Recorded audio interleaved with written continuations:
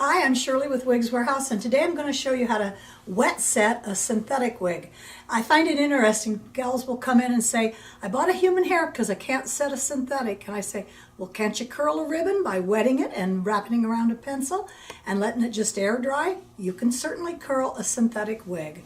And how I do it, obviously, is I have a sawdust or canvas head, and I will attach the wig with some T-pins, and then all these products are available through our website. So let me just attach that, and then you could either spray the whole thing, or usually what I like to do, because I get interrupted frequently, is I will just grab a section of hair and then I'll mist that with water.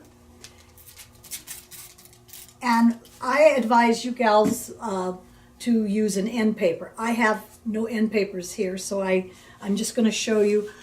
These are called magnetic rollers. Why I like these is they don't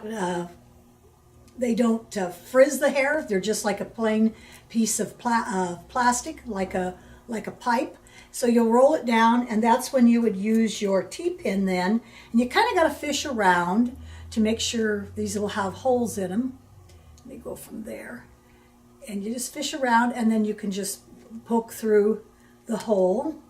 Sometimes it's a little bit harder to find, and that will keep it intact. Never use this type of a roller. This has got fuzz or little frizzy, little kind of like Velcro on it. You never use anything with Velcro because it's really going to frizz your wig. And the rollers come in many different sizes. It depends on how tight it is that what you would be using. If you're just wanting a little bit of curl, it's not going to take, you could use a larger roller. Obviously, the larger the roller, the bigger the curl. So that's how you wet set a wig. Thank you so much for watching.